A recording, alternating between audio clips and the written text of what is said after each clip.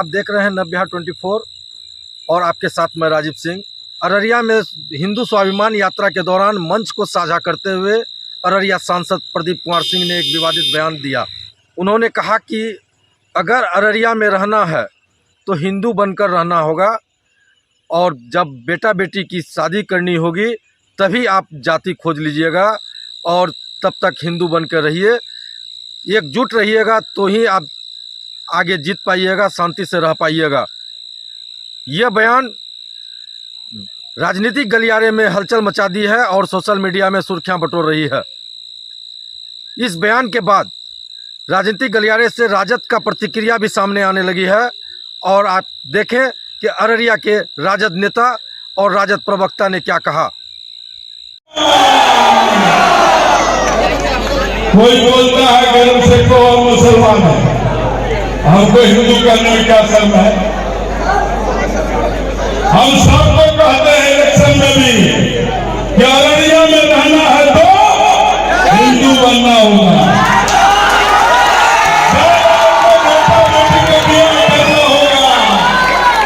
जब बेटा बेटी का ब्याह करना होगा तब जात खोज लीजिएगा, परिवार खोज लीजिएगा, नस्ल खोज लीजिएगा, हड्डी खोज लीजिएगा, खानदान खोज लीजिएगा। जब बेटा बेटी का सम्मान करना है, आज कौन करेगा देश का रक्षा?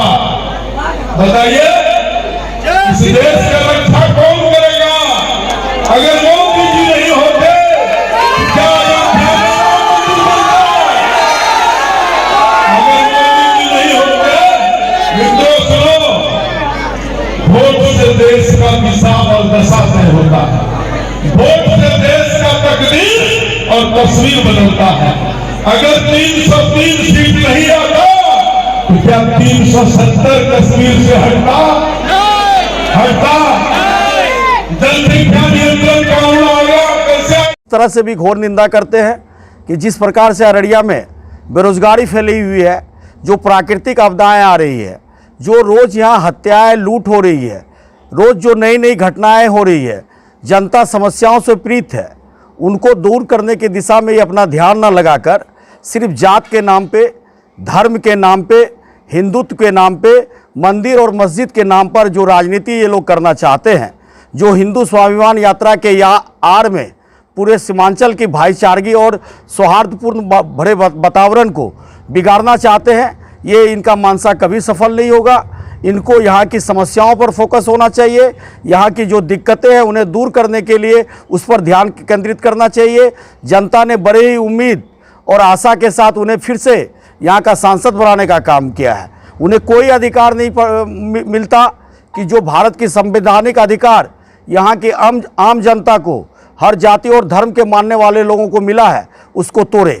वो संविधान में भी जाते हैं तो इसी संविधान की कसम खाकर वो संविधान कक्ष में कदम रखते हैं, उसे संविधान को नहीं भूलना चाहिए। यहाँ का जो आपसी अमन चैन भाईचारगी है उन्हें नहीं भूलना चाहिए। उन्हें ये भी नहीं भूलना चाहिए कि उन्हें हर जाति जमात और धर्म के लोगों का मत मिलता है तब वो सांसद होते हैं। जब वो सांसद बन गए हैं तो सभी जाति और धर्म के लोगों के सांसद हैं, न कि किसी व्यक्तिगत एक धर्म के लोगों का सांसद हैं। हम लोग उनके इस बयान का कड़ी निंदा करते हैं और उनसे मांग करते हैं कि वो अविलंब अररिया नहीं पूरे देश की जनता से इस तरह के बेतुके बयान के लिए माफ़ी मांगे। जिस तरह से अररिया सांसद प्रदीप कुमार सिंह कह रहे हैं कि अररिया में रहना है तो हिंदू बनना होगा, आप अररिया में राष्ट्रीय जनता दल के प्रवक्ता हैं जी, क्या कहते हैं इस पर? इस सभी का खून है शामिल यहाँ की मिट्टी में, किसी के बाप का अररिया थोड़े ही है। अगर कहें तो अभी राहत साहब का ये शेर यहाँ फिट बैठता है। सांसद जी पूरे तरह से हताश हैं, उनकी जो है किसी तरह से जीत हुई है और वो बेहतर समझ रहे हैं कि उनके जीत में प्रशासनिक सहयोग कितना है। तो अब हताशा में वो चाह रहे हैं कि हम गिरिराज सिंह की तरह सस्ती लोकप्रियता बटोरें, भाजपा में अपना कुछ नंबर बढ़वा लें। ये बड़े निचले पौधान पर चले गए हैं और अभी से इन्हें अगले बार टिकट कटने की जो है पूरी संभावना नज़र आ रही है। पूरी तरह हताश हैं। मैं कहना चाहता हूँ, पूछना चाहता हूँ बिहार के मुख्यमंत्री से कि क्या समाजवादी अपने को कहने वाले, अपने को जेपी और लोहिया का अनुयायी बताने वाले बिहार के सम्मानीय मुख्यमंत्री आदरणीय नीतीश कुमार जी का जमीर जिंदा है और वो सब कुछ धृतराष्ट्र की तरह बैठकर देख रहे हैं? क्या नीतीश कुमार जी की मौन सहमति है गिरिराज के इस जिन्हें मैं कभी कभी उच्चारण गलती के कारण गिद्धराज कह देता हूं, क्योंकि उनकी सोच को जब आप देखेंगे तो उन्हें बड़ा मजा आता है। अगर कहीं पे खून दिखे, इंसानी खून हो, लोग तड़प रहे हो, मर रहे हो, ऐसी ही परिस्थिति इन लोगों को चाहिए। ये कर्महीन लोग हैं। एक तरफ देखिए अररिया जिला बाढ़ से तबाह हो गया। कल अमहरा में जो है खैरखा अमहरा पंचायत की जनता धरना प्रदर्शन कर रही थी, उन्हें मुआवजा नहीं मिला। आप बिहार में देखेंगे तो सबसे कम मुआवजा पाने वाला जिला अररिया हो गया।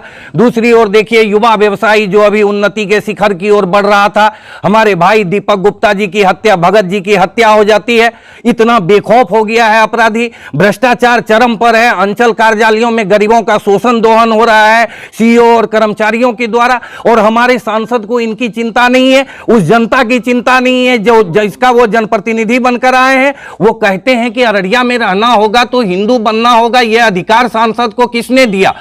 क्या भारत का संविधान यह अधिकार देता है? क्या नरेंद्र मोदी जी अपने सांसद के वो जो है वो समर्थन करते हैं? मैं भाजपा से पूछना चाहता हूं, क्या वो अपने सांसद के इस भड़काऊ बयान का समर्थन करती है? और बहुत दुर्भाग्यपूर्ण है कि बयान के इतने देर बाद भी अररिया प्रशासन ने कोई कार्रवाई नहीं की है। अब तक सांसद जी पर एफआईआर दर्ज होना चाहिए था। वो खुलेआम हिंसा भड़काना चाह रहे हैं, वो खुलेआम एक धर्म विशेष को जो है दबाना चाह रहे हैं और खुलेआम संविधान की हत्या कर रहे हैं। मैं इसकी जो है राजद परिवार की ओर से घोर भर्त्सना करता हूं, निंदा करता हूं। जैसा अभी हमारे जो है अति पिछड़ा प्रकोष्ठ के सम्मानीय प्रदेश उपाध्यक्ष अविनाश आनंद जी ने कहा कि सांसद को तत्काल माफी मांगनी चाहिए, लेकिन माफी उनकी सजा नहीं है।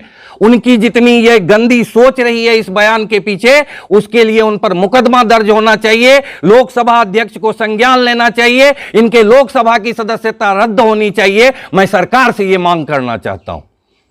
सांसद के इस बयान को कैसे देखते हैं आप? ये बहुत ही घिनौना उनका कृत्य है और इसके पीछे जो उनकी मंशा है ये किसी से छुपी नहीं है।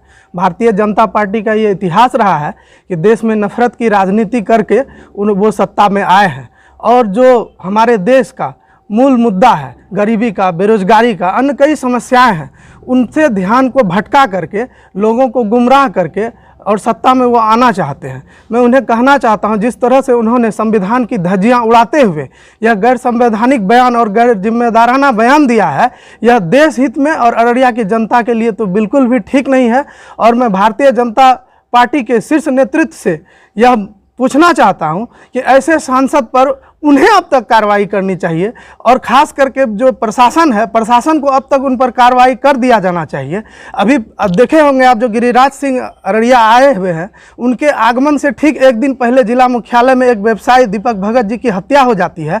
ठीक उसके एक दिन बाद फारबिसगंज में गोली मार दिया जाता है। इस तरह बिहार में जब आप क्राइम रिकॉर्ड ब्यूरो का ग्राफ देखेंगे तो इतना ज़्यादा बढ़ा हुआ है। ये लोग जो जंगल राज का जो नारा दे करके लोगों को गुमराह किए थे लालू जी के बारे में दुष्प्रचार करके, मैं इनसे पूछना चाहता हूं, पूरा देश और प्रदेश इनके कुकृत्य से अभी ग्लोबल वार्मिंग की आग में झुलस रहा है और ये लोगों को गुमराह करना चाहते हैं। मैं उनसे यह जानना चाहता हूं, जो अपने अररिया की जो मूल समस्या है, सांसद जी को लोगों ने बार बार मौका दिया है, और खास करके जिस वर्ग, जिस मुस्लिम समुदाय के बारे में उन्होंने इस तरह का बयान दिया है, अपमानजनक बयान है ये, और उन्हीं के वोट से, जो वोट का आप ग्राफ देखेंगे इस बार का चुनाव का, ये छुपा हुआ नहीं है, उनके वोट से इस बार वो सांसद बने हैं और उसके खिलाफ इस तरह का बयान दे रहे हैं जो संविधान की धज्जी उड़ाती है, और जो हमारी साझी विरासत है, जो गंगा जमुनी तहजीब है, उसको तार तार करने का काम किया है। इसकी हम लोग कड़ी निंदा करते हैं, घोर भर्त्सना करते हैं, और शासन प्रशासन से और आदरणीय नीतीश कुमार जी से, जो जेपी लोहिया के विरासत को संभालने का दावा करते हैं, जो सामाजिक समरसता की बात करते हैं, मैं उनसे आग्रह करता हूं, ऐसे सांसद पर कठोर से कठोर कार्रवाई होनी चाहिए। और सांसद महोदय से भी गुजारिश है कि वो जल्द से जल्द अररिया की जनता से आकर के माफ़ी मांगे और अपने बयान को वापस ले, ताकि हम लोगों की गंगा जमुनी तहजीब बरकरार रख सके, अररिया के लोग जो है अमन चैन से रह सके। और इसी के साथ सांसद जी को अपने ध्यान पर केंद्रित करना चाहिए, ना कि यहाँ के अमन और भाईचारे को तोड़ने का काम करना चाहिए। परिचय। रामनारायण विश्वास, जिला प्रवक्ता, राष्ट्रीय जनता दल अररिया।